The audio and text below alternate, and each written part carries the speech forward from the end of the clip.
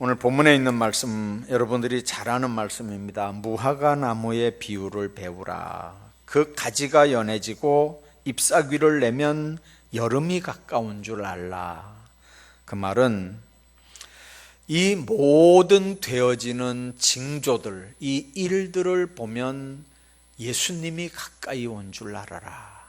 쉽게 말하면 마지막 때가 된 줄 알아라. 그 말입니다.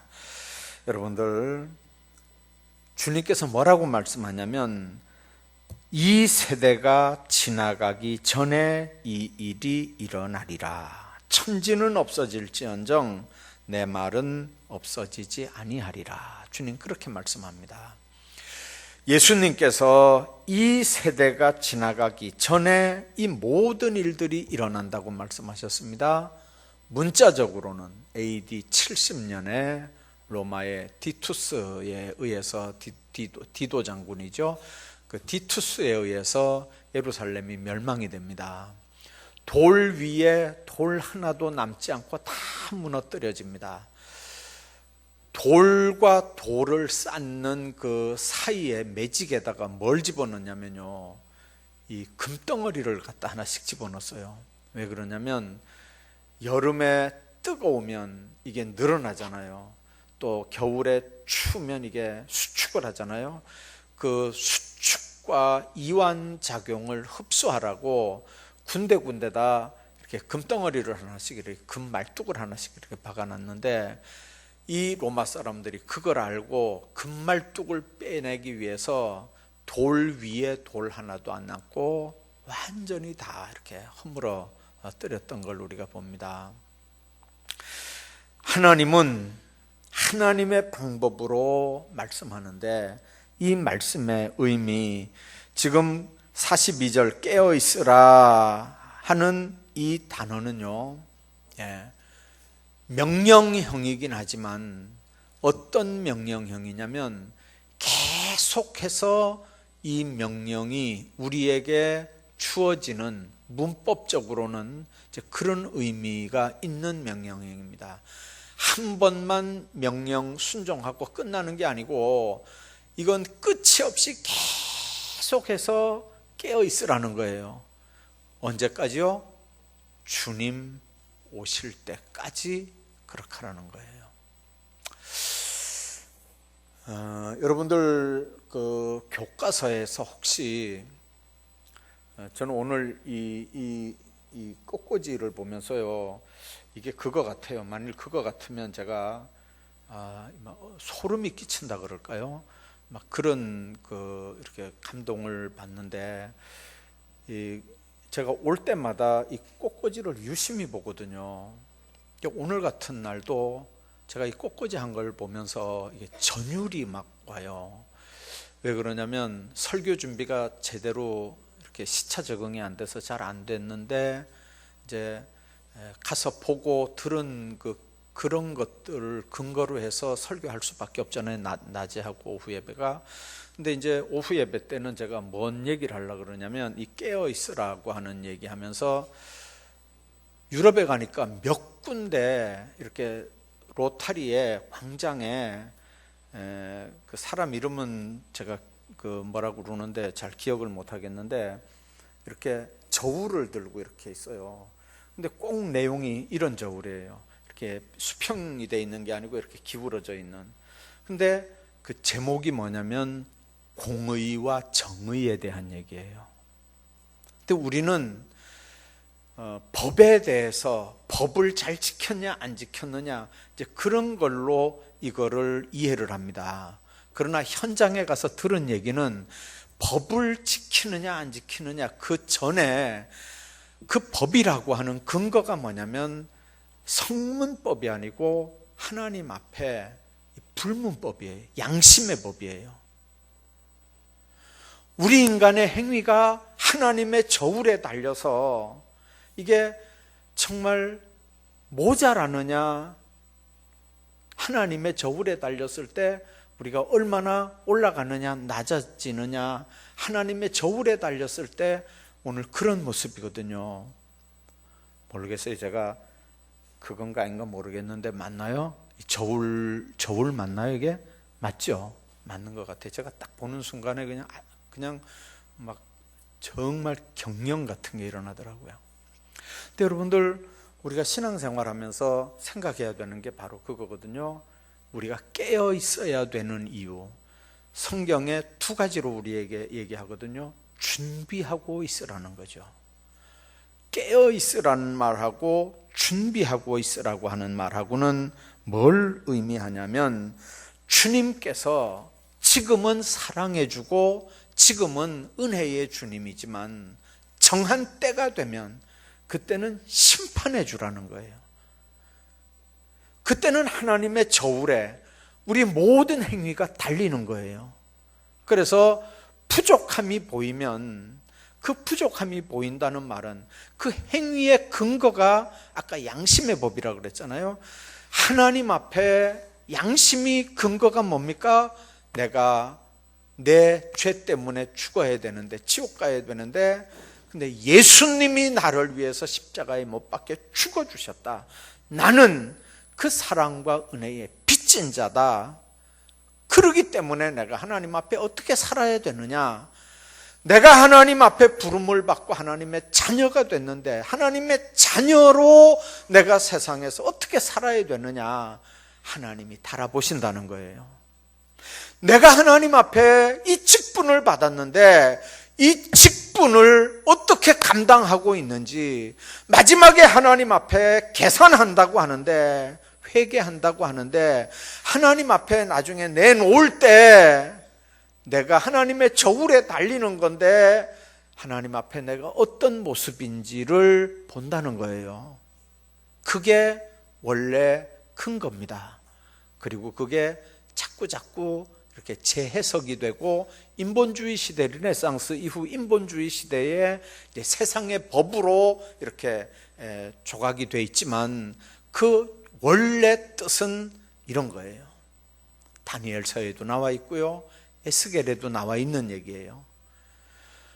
주님은 반드시 우리를 저울에 달아본다는 거예요. 낮에도 잠깐 얘기했지만은요, 카타콤 속에 이렇게 딱 그 수요 예배, 제가 이제 예배 인도를 해야 됐어요. 딱 들어갔는데 바로 거기가 이렇게 이제 무덤으로도 쓰던 데거든요. 들어갔는데 보니까 관이 하나 이렇게 있고요. 돌관이기 때문에 돌은 그대로 아직 있어요. 그 돌관 이렇게 안에 보니까 그 시신이 미라처럼 이렇게 말라붙은 시신이 하나 있는데, 우리가 딱 볼 때는 그저 한 초등학교 한 1, 2학년 정도 되는 그런 시신인 것 같아요. 딱 첫눈에 보니까. 근데 나중에 그 얘기하는 거 보니까 그때는 거기서 태어나서 거기서 이렇게 자라고 막 그랬기 때문에 어른들 평균 이 키가 120 정도밖에 안 됐대요.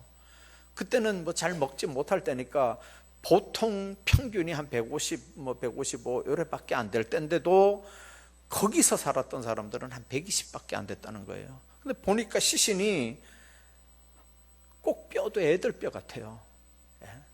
그게 그냥 보존이 돼 있어요. 그 사람들이 왜 거기에 있었을까요? 예수 안 믿는다 그러면, 나 예수 모른다 그러면 얼마든지 올라와서 살 수 있거든요.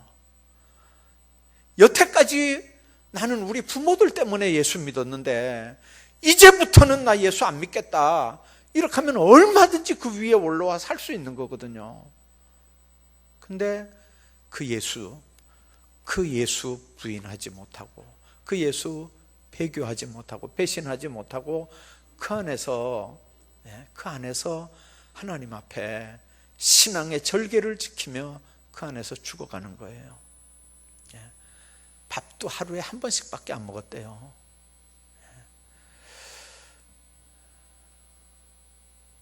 근데 그 전에 무슨 얘기를 했냐면요, 여행하다가 보면 입맛이 안 맞잖아요. 그러니까 뭐 라면도 가지고 오고, 뭐 멸치도 볶아오고, 뭐 고추장도 가지고 왔는데, 하여튼 그 지역 사람들은요, 고추장도 못 내놓게 식당에서요. 차 안에서 심지어는 땅콩도 못 꺼내 먹게 해요. 오징어 포 가져온 사람들 오징어 포 꺼내서 먹다 난리가 났어요. 막 그런 사회인데 얼마나 불평을 하겠어요. 하루에 8시간 차를 타고 다녔거든요. 하루에 8시간 차를 타고 이동을 하는데 너무 피곤한데 뭘 먹어야 되잖아요. 먹어야 되는데 차 안에서 어림도 없어요. 못 먹게 해요.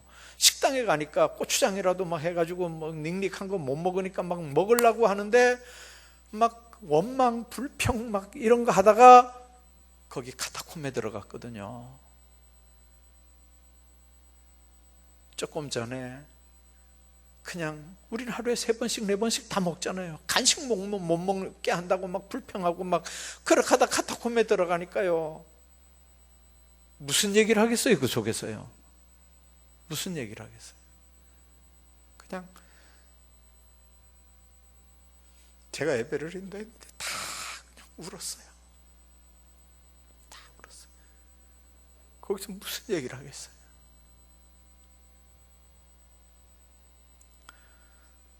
무슨 불평이 있고 무슨 원망이 있고 그 시신 옆에서 우리가 무슨 얘기를 하겠어요? 그 사람들이 쓰던 요만한 요거 한 반이나 한 3분의 1쯤 되는 호롱불들이 이렇게 군데군데 이렇게 있더라고요. 그 호롱불 켜놓고 그 사람들이 거기서 생활한 거거든요. 거기서 무슨 원망을 하고 무슨 불평을 하겠어요? 그런데 놀라운 건요, 그런 상황 속에서도요, 전도하는 걸 잊어버리지 않는 거예요. 얼마나 교회들이 부흥됐는지 몰라요. 겉으로 보기에는 들어가는 입구하고 나오는 입구하고 한 10m 정도밖에 안 될 것 같아요. 근데 그 안에 들어가니까 길이가 20km라니까요. 이게 뭐 7층, 지하 7층이라 그러던가요? 우리는 한 층밖에 못 들어가 봤지만 정말 오늘 우리가 생각해야 되는 게 바로 그거예요. 하나님 앞에 받은 직분, 하나님 앞에 받은 사명, 그거 말고라도 주님이 우리를 불러서 구원시키고 하나님의 자녀 됐다고 하는 거, 요거 하나만도 얼마나 하나님 앞에 감사하고 감사해야 될지 모릅니다. 정말 어렵고 힘들 때 여러분들이 생각해야 되는 게 바로 이겁니다. 주님께서 우리 보고 깨어 있으라고 하는 말이 뭐냐? 주님께서 우리 보고 준비하고 있으라고 하는 말이 뭐냐? 준비하고 있어라, 깨어 있어라, 계속 반복적 명령형이거든요. 계속해서 깨어 있고 계속해서 준비하고 있어라. 인간의 죄성, 진리를 거스리고 분쟁을 일으키고 마음이 사악해지고 인간들끼리 서로 차별하고 그렇게 하는 이 사회 속에서 주님이 우리를 위해서 뭘 하셨고 그 주님을 위해서 우리가 어떻게 살아야 될 걸 의식하고 있으라, 그 말입니다. 여러분들, 우리가 하나님 앞에 항상 내 생각, 내 행동, 내가 하는 말이 적나라하게 이렇게 노출되어 있다고 하는 걸 우리가 기억해야 됩니다. 어떤 행동과 생각도 하나님을 벗어날 수 없거든요.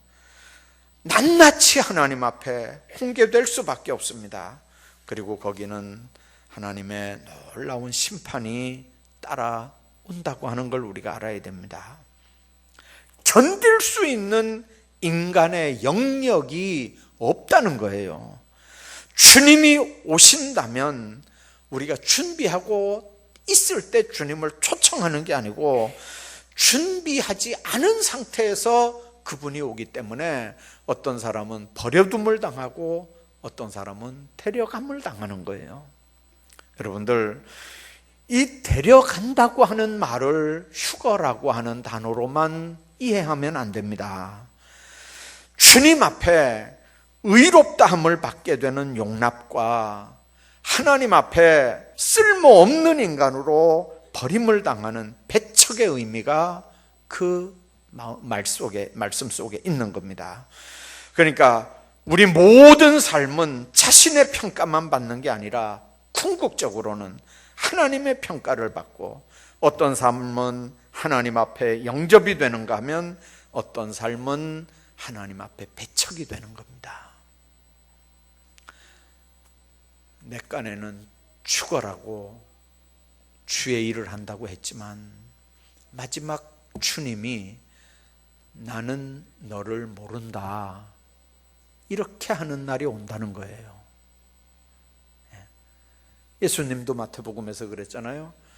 주여 주여 내가 주의 이름으로 선지자 노릇했습니다. 요즘 같으면 목사 노릇했다고 말이겠죠. 내가 주의 이름으로 능력을 행했습니다. 귀신을 쫓아냈습니다. 여러분들, 교회 안에서 이거보다 더 큰일 있습니까? 그런데 그날 주님이 나는 너 몰라 이렇게 하면 그 인생 끝나는 인생이잖아요. 세상에서 귀신 쫓아냈으면 뭐라고, 선지자 노릇을 했으면 뭐라고, 뭘 하겠어요. 그래서 하나님 앞에 우리가 바로 서야 되는데 우리 삶은 하나님의 심판대 앞에 서 있다는 얘기예요. 견딜 수 없는 하나님의 놀라운 은혜 가운데 우리가 존재한다는 거거든요. 자, 그러면 깨어 있어야 된다, 준비해야 된다 하는 말은 마태복음 24장부터 26장 전체에 지금 예수님이 집중적으로 교훈하고 있는 거거든요. 어떻게 깨어 있어야 되느냐, 쉽게 말하면 이 저울에 달렸을 때 어떻게 해야 하나님 앞에 똑바로 달릴 수 있겠느냐 하는 거예요. 첫째는 진리에 굳게 서 있는지를 늘 점검해야 됩니다. 저는 목양실에 이렇게 어떨 때 있을 때요, 이제 김경대 장로님 돌아가셨거든요. 어제 와서 이렇게 보니까 한 명씩 이렇게 순서대로 돌아가셔요. 김경대 장로님 돌아가셨고, 이제 은퇴한 장로님들 또 여러 분 계시고 시무 장로님들 이렇게 계시는데, 이게 순서가 있는 게 아니잖아요. 순서가 있는 게 아니잖아요. 또 이쪽에 이렇게 보면 목사님들 사진이 이렇게 쭉 있어요. 근데 지금 제가 듣기도 어떤 장로님은 어떻게 살았고 어떤 장로님은 어떻게 봉사했고 제가 듣고 있는 게 있거든요. 그리고 앞에 어떤 목사님은 어떻게 목회를 했고 하는 얘기를 제가 듣는단 말이에요. 여러분들, 목양실 들어오시는 분들은 저를 보기 전에 그 사진을 한번 이렇게 보셔요. 좀 아무개가 어떻게 장로 직분을 감당했고 아무 목사님이 어떻게 목회를 했는지를 한번 이렇게 쭉 보셔요. 이게 111년 지좌교회 역사입니다. 저는 그 유럽 사람들이요, 정말 아주 실존적인 신앙생활을 한다고 생각해요. 여러분들, 교회 안에 이렇게 이걸 파고 시신을 넣고 이렇게 돌 비석으로 이렇게 바닥을 깔고 그런 게 이 교회 안에 이렇게 있으면, 여러분들, 나도 죽으면 어느 자리인지 이렇게 들어간다고 이렇게 생각하고, 그리고 이 교회에 들어오는 모든 사람이 내가 어떻게 신앙생활을 했는지, 내가 어떻게 제단을 받들여 섬겼는지를 내 후대 사람들이 안다면 내가 어떻게 신앙생활을 할까요? 내가 하나님 앞에 어떻게 살까요? 교회 마당 이렇게 돌아가면서 이렇게 비석이 있고 거기에 시신들이 이렇게 단치가 돼 있고, 교회가 이렇게 공원이에요. 보니까요, 다 공원, 너무 큰, 제가 갔던 교회 중에는 우리 교회보다 예배당이 적어요. 마당도 적어요. 돌아가는 이 마당도 훨씬 적은데도 빽빽하게 이렇게 무덤들이 있어요. 빽빽하게 있어요. 보니까 그 사람들이 그렇게 생각했던 것 같아요. 나도 죽으면 내 자리가 여기쯤 어디겠지. 그러면 하나님 앞에 어떻게 교회를 받들어 섬길까요? 어떻게 하나님 앞에 충성할까요?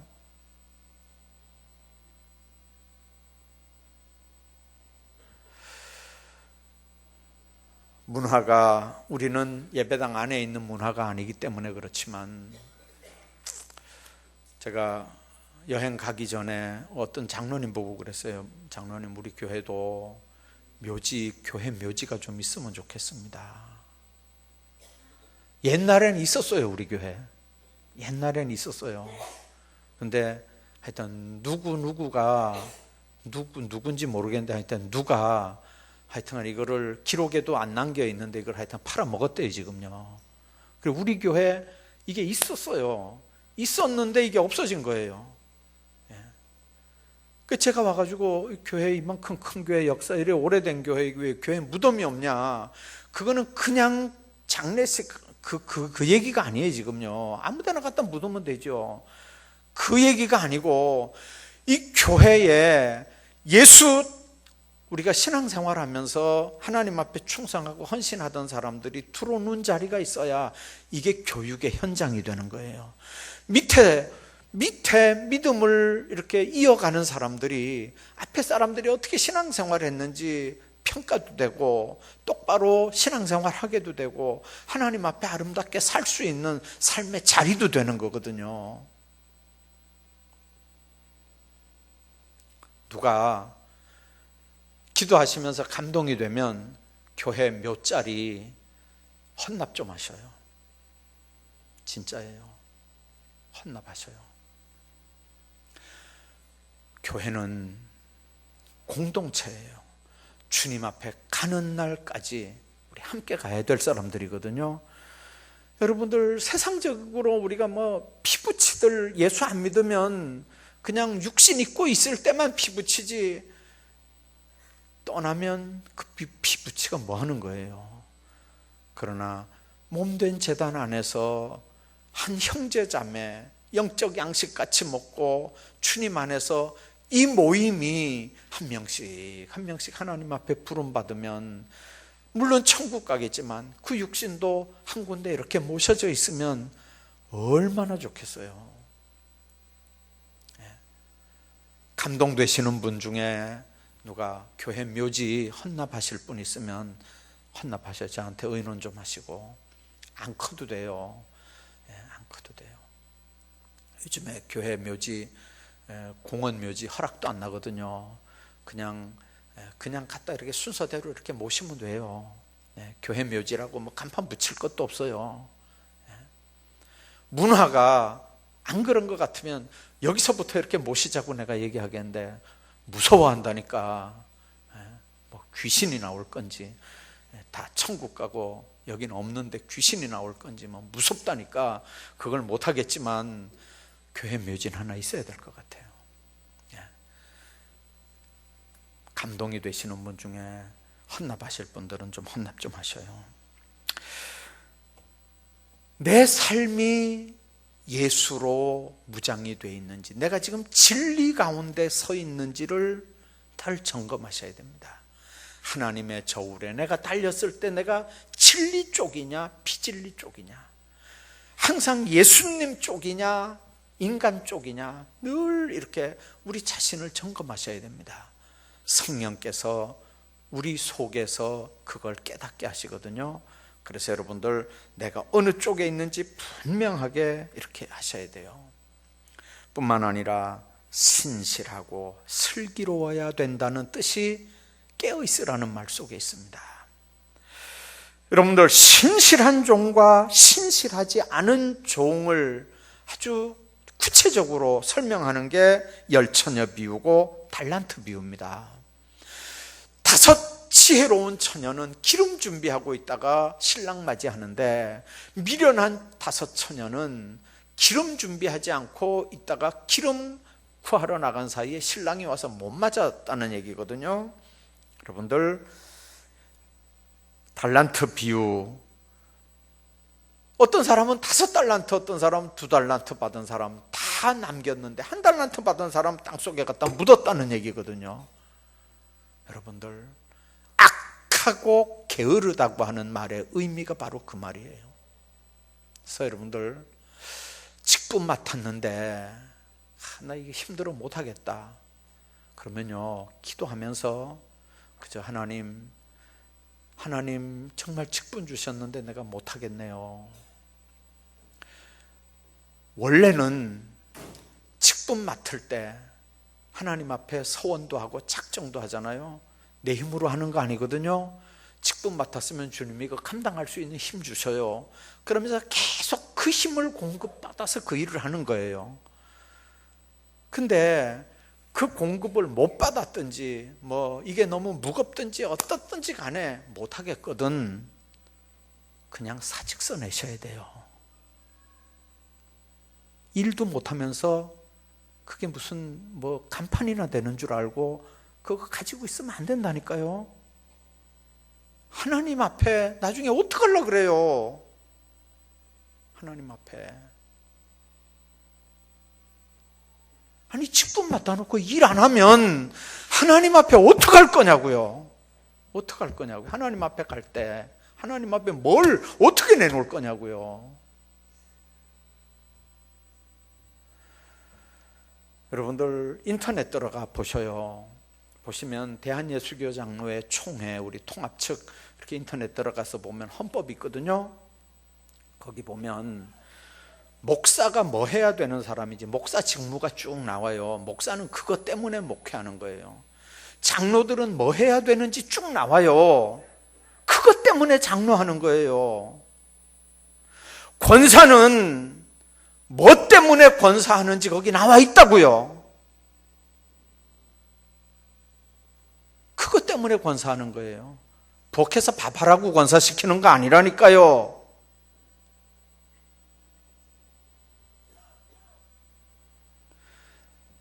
주님 안에서 여러분들 안수 집사는 헌법에 보셔요. 뭐 때문에 안수 집사 시키는지. 그래서 내가 하나님 앞에 이 직무를 얼마나 똑바로 감당해야 될 거냐. 우리 교회 어떤 집사님 한 분은요, 벌써 한 10몇 년 전에 안수 집사 피택 받았어요. 근데 목사님 아들이에요. 지금도 우리 교회 나와요. 서리 집사님이에요. 목사님 아들이에요.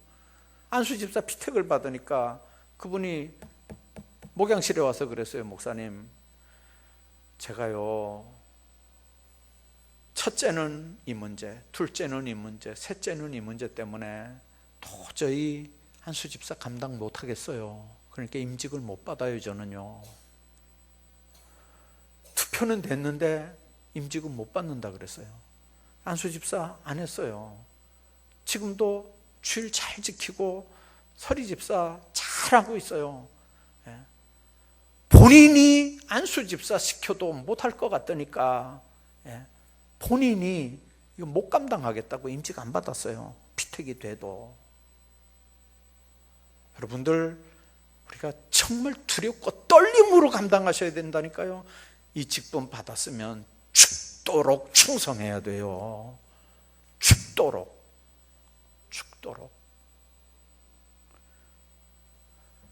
너무 쉽게 예수 믿어요. 너무 쉽게 예수 믿어요. 너무 편하게 예수 믿어요. 주님 앞에서 이렇게 우리가 예수 믿으면 안 되거든요. 주님 앞에 반드시 우리 선다고 생각해야 돼요. 주님 앞에 내놓을 게 뭔지를 우리가 한번 생각해 보셔야 돼요. 하나님 앞에 받은 이 직분 우리가 어떻게 감당하다가 왔는지 주님 앞에 내놓을 게 있어야 된다니까요. 너무 엉터리로 믿는 거 아닌가요?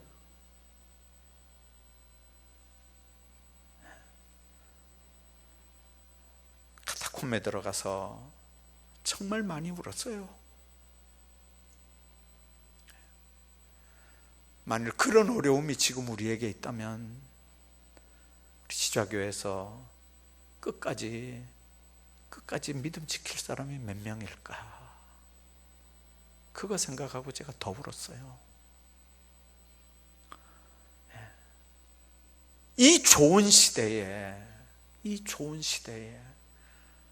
얼마든지 주의 일 할 수 있는 이 시대에 이래서 못하고 저래서 못하고 이래서 안 하고 저래서 안 한다는 그런 교인들을 길러내는 내가 너무 불쌍해서, 너무 하나님 앞에 죄스러워서 하필 내가 또 그 카타콤베 안에서 예배 인도를 해야 돼서 거기서 얼마나 울었는지 몰라요. 마지막에 여러분들, 주님 앞에 내가 세워야 되는데 여러분들 하나님 앞에 바로 세우지 못하면 그 책임 내가 당해야 되잖아요. 여러분들의 영혼을 책임지고 있는데 잘 믿읍시다. 그날이 언제일지 아무도 모릅니다. 오늘 밤일 수도 있고요, 내일 아침일 수도 있습니다. 정말 하나님 앞에 두렵고 떨림으로 똑바로 예수 믿고 똑바로 직분 감당하고 정말 주님의 저울에 달릴 때 부족하지 않도록 늘 깨어서 준비하면서 그렇게 하나님 앞에 살아가시기를 주의 이름으로 축복합니다.